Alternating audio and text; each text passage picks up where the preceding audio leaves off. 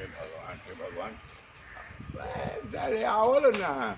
अब हमरा के गोड़ परिया करी लो हैं कि अब हम कहाँ भाषण देव हैं तो कहाँ भाषण देव तो अब तो सब हमरा लगे बाटे पूरा हैं। भाषण देवे के पहले हमरा से पूछे के पड़ी, ऑर्डर लेवे के पड़ी, तब भाषण हो। ऐसा थोड़े बाटे कि तुरंत जाके भाषण देवे लगबा हैं। ले बनी यही झोरा में रखले बनी। आओ ना आओ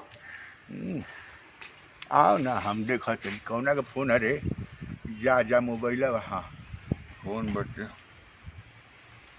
अच्छा हाँ हेलो है रखा ना रखा दिमाग खराब कर बालो। वैसा ही दिमाग खराब भइल बा, दोसर दिमाग खराब कर बालो फिर कोनो के। अरे कौन फोन बना दिलस रे भाई मोबाइल। अच्छा बिरजू बिरजू हेलो के केहू के बात के सुनवाई नहीं खे हमरा लगे बे मार दे सुनवाई नहीं खे। हम तो पहले ही कहले रहनी कि हमरा के दी हलो जय दे दी है तो ये हमू दे दे। प्रणाम मुखिया जी। प्रणाम तोरा के प्रणाम नहीं करते है ना आइल बड़ा भाई का रखले बड़ा हो। रखा फोनवा रखा। हाँ केकरा से बात करता रहा? हमरा के एथी करता रिक्वेस्ट करता लोग। कथी के है का रखले का बड़ा? रखा ना मर दे रखले का बारस ई जानता का हो सरकार बन रहनु। हाँ हमरा करल से कि हम जीत जाए तो हम तोरा के काम देब। तो जीतल तो अब ना जीतल बड़े सन। जीतला 8 घंटा भइल नु जी। हाँ 8 घंटा से ऊपरे हो गई नु जी। 8 घंटा भी जीतला बिना भइल तू काम करे ले चल जीबो। काम देवे में कितना समय लगेला? तो माने तो जीतला मान ला केहू जीती ओकरा बाद नु धीरे धीरे ओकरा मिली तब नु काम दी हो कि जीतते काम दे दी। हमरा के कहले रहलो कि काम देब। अच्छा 2 घंटा देखनी 4 घंटा देखनी 6 घंटा देखनी 8वां घंटा में हाँ जाके ले तो लेनी लेके झोरा में। का झोरा में ले ले बड़ा? गांधी मैदान है। हाँ जी पटना के गांधी मैदान। पटना के गांधी मैदान झोरा में रखले बानी। आवल बेटा अब ये गांधी मैदान में कैसे भाषण दे बोलो? माने तू हे झोरा में गांधी मैदान चोरा के रखले बड़ो? गांधी मैदान। अरे पागल। हाँ। अब गांधी मैदान में भाषण कहाँ दी लोग हम देखते नहीं। अरे हो सकता गांधी मैदान कैसे चोरा सकता रहा? वो झोरा में कैसे लेके सकता रहा? रखले बानी झोरे में बाटे जाके ले लेनी है। माने नेता तार काम ना करी सुन तो गांधी मैदान चोरा ले लो। गांधी मैदान ले बानी झोरा में रखले बानी। हमरा के पहले काम देवो लोग ओकरा बाद हम देब। माने काम दिलो तब गांधी मैदान देब? तब देब गांधी मैदान। अरे अजीब बड़ा हो हे तोरा के फोन करता है।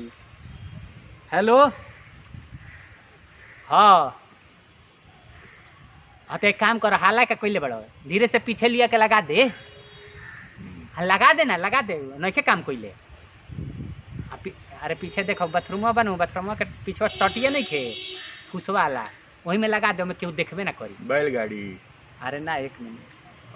हाँ लगा दे ना ये अपने में कहूँ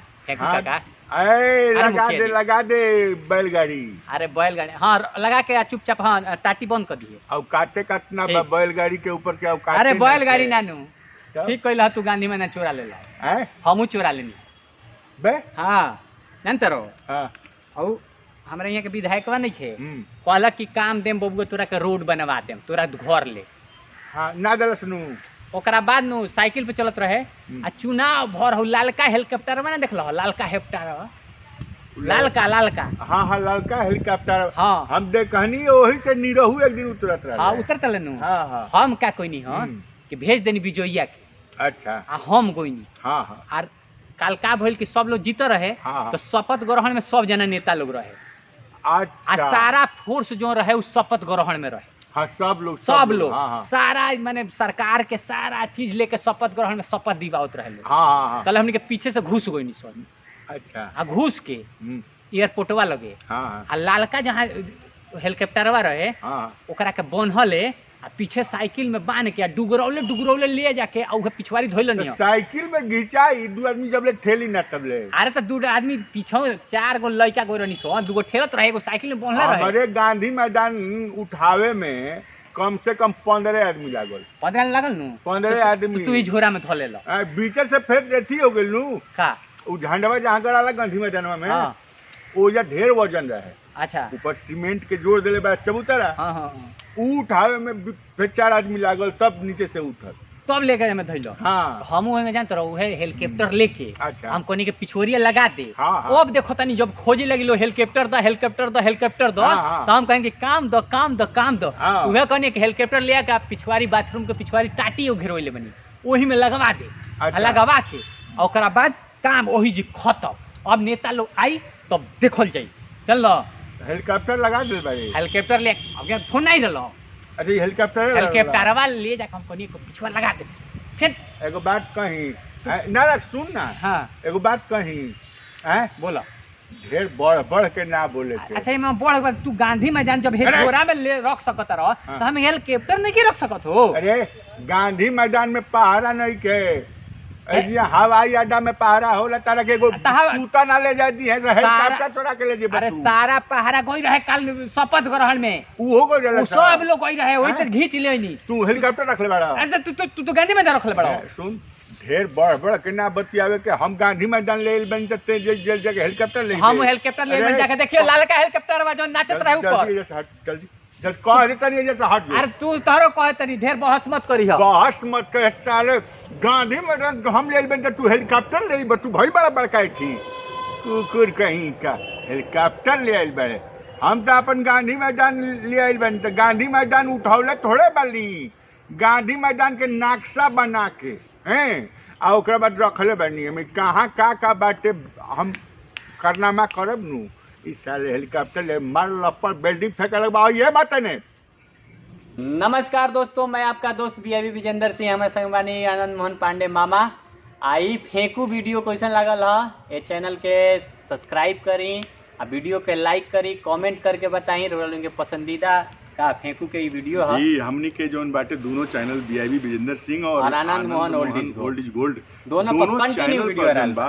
कंटिन्यू वीडियो आ रहल बा। बीच में थोड़ा सा गैप हो जाला ऐसे कि अपन और भी सब शूटिंग वूटिंग बहुत सारा काम बा ना तो बीच में थोड़ा गैप हो जाला तो हमार नु गैप होला लेकिन हेने जोन बा बीआईबी विजेंद्र सिंह पर आवत रहे तो मना मामो के ना रहला मामा भी आवत रहे नहीं। अब बॉर्डर पे एकदम तैनात एकदम क के बीएसएफ के जवान के एकदम तैनात रख ले ना भाई नागा ना हो को। तो रुआ लोग के आशीर्वाद बरस रहल बाटे। रुआ लोग आशीर्वाद दी ऐसे ही देत रही मनोरंजन करत रही है ना। ऐसा ही वीडियो देखत रही तब तक के लिए भारत माता की जय वंदे मातरम जय जय भोजपुरी लव यू।